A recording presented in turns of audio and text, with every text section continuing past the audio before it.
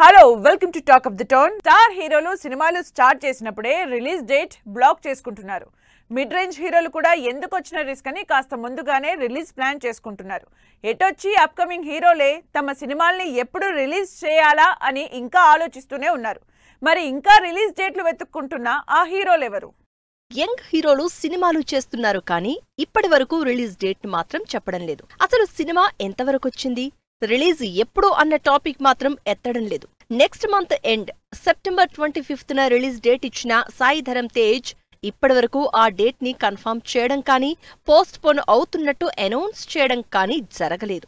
ఎందుకంటే అదే రోజు బాలయ్య అఖండ 2, పవన్ కళ్యాణ్ ఓజీ సినిమాలు రిలీజ్ అవుతున్నాయి. కాబట్టి సాయి ధరమ్ తేజ్ సంబరాల ఏటిగట్టు సినిమా రిలీజ్ అయ్యే ఛాన్సే లేదు. అయితే కొత్త రిలీజ్ ఎప్పుడు చెప్తారు అన్నది మాత్రం ఆడియన్స్ కి ఇంట్రెస్టింగ్ పాయింట్. వరుసగా ఫ్లాపుల్లో ఉన్న Akkineni hero Akhil Lenin cinema చేస్తున్నారు. అప్పుడెప్పుడో ఏప్రిల్లో అఖిల్ బర్త్డేకి గ్లింప్స్ రిలీజ్ చేసి లెనిన్ టైటిల్ ఇచ్చారు కానీ ఇప్పటి వరకు రిలీజ్ ఎప్పుడన్న మినిమం హింట్ కూడా ఇవ్వకుండా సస్పెన్స్ మెయింటైన్ చేస్తున్నారు. ఇప్పటికే అఖిల్ మూవీ వచ్చి 2 ఏళ్లు దాటిపోయింది. అందుకే లెనిన్ రిలీజ్ డేట్ అడుగుతున్నారు ఫ్యాన్స్. ఎప్పుడు ఎక్స్పెరిమెంట్స్ కి రెడీగా ఉండే శర్వానంద్ ఈసారి కూడా కొత్త కథలతోనే ఆడియన్స్ ముందుకొస్తున్నాడు. రేసింగ్ బ్యాక్ డ్రాప్ లో మూవీ, నారీ నారీ నడుమ మురారి, రీసెంట్ గా సంపత్ నందితో అనౌన్స్ చేసిన సినిమా, ఇలా వరుసగా 3 ఇంట్రెస్టింగ్ కథల్ని చెప్పడానికి రెడీ అవుతున్నారు. 3 కంప్లీట్ డిఫరెంట్ సబ్జెక్ట్సే. అయితే వీటిలో సంపత్ నంది భోగి సినిమా సంక్రాంతికి అని ఆల్రెడీ హింట్ ఇచ్చారు కానీ ఈ ఏప్రిల్లోనే రిలీజ్ అవ్వాల్సిన నారీ నారీ నడుమ మురారి డేట్ మాత్రం ఇంకా కన్ఫర్మ్ చేయలేదు. కామెడీ హీరోగా ఫుల్ గా ఆడియన్స్ ని ఎంటర్టైన్ చేసిన అల్లరి నరేష్ సెకండ్ ఇన్నింగ్స్ మాత్రం సీరియస్ సబ్జెక్ట్స్ తో సక్సెస్ కొడుతున్నారు. వరుసగా కంటెంట్ డ్రివెన్ సినిమాలు చేస్తున్న నరేష్ ఇప్పుడు కూడా ఆల్కహాల్ తో పాటు మరో 2 సినిమాలు చేస్తున్నారు. అయితే వీటిలో ఏవీ రిలీజ్ డేట్ అనౌన్స్ చేయలేదు.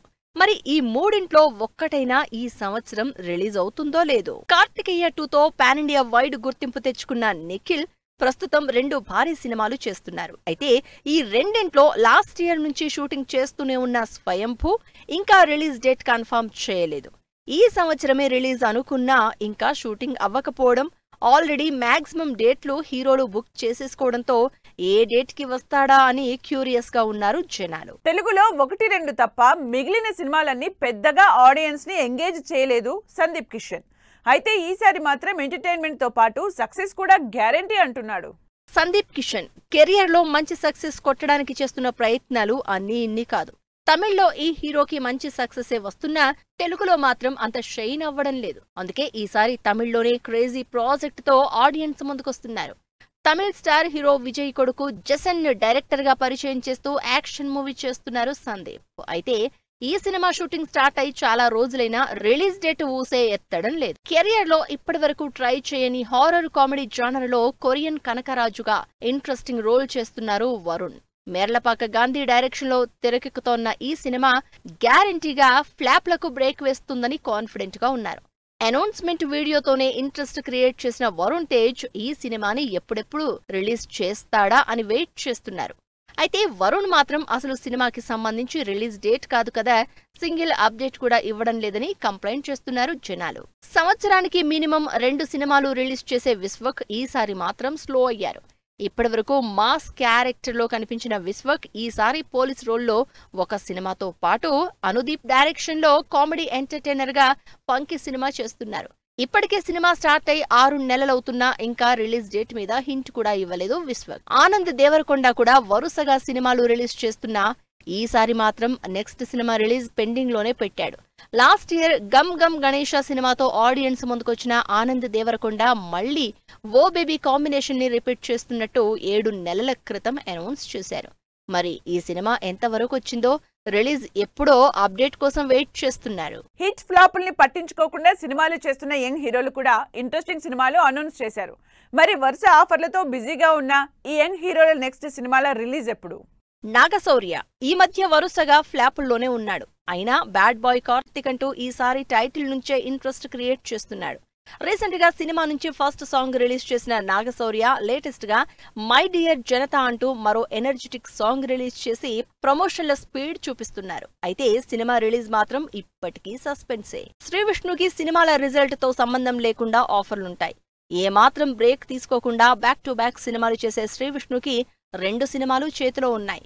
అయితే వాటిలో మృత్యుంజయ మూవీతో పాటు తన 19వ సినిమాని కూడా అనౌన్స్ చేశారు. అయితే ఈ రెండింట్లో ఏ సినిమాకి ఇప్పటివరకు రిలీజ్ డేట్ లాక్ చేసుకోలేదు. అన్ని మంచి శకునంలే లాంటి ఫీల్ గుడ్ మూవీస్ తో పాటు మినీ ప్రేమ్ కథ లాంటి సంథింగ్ డిఫరెంట్ సినిమాలతో ఆడియన్స్ ని ఆకట్టుకుంటున్న సంతోష్ శోభన్ కొంత గ్యాప్ తర్వాత కపుల్ ఫ్రెండ్లీ అనే ఇంట్రెస్టింగ్ మూవీ చేస్తున్నారు. ఈ సినిమా నుంచి back to back songs release చేస్తున్నారు. త్వరలో రిలీజ్ అని పోస్టర్లు వేస్తున్నారు, కానీ ఆ డేట్ మాత్రం ఇవ్వడం లేదు. ఇలా యంగ్ హీరోలు సినిమాల్ని ప్రమోట్ చేసుకుంటూ ఇంకా రిలీజ్ డేట్ల కోసం వెయిట్ చేస్తూనే ఉన్నారు. కరెక్ట్ గా డెలివర్ చేయగలిగితే మైథాలజీ, హిస్టారికల్ సినిమాలు బాక్సాఫీస్ దగ్గర బాగా వర్కౌట్ అవుతాయని హిస్టరీ చెబుతూనే ఉంది. అందుకే రొటీన్ కమర్షియల్ సినిమాల్ని పక్కన పెట్టి ఈ సినిమాల మీద కాన్సన్ట్రేట్ చేస్తున్నారు సౌత్ నార్త్ దర్శక నిర్మాతలు.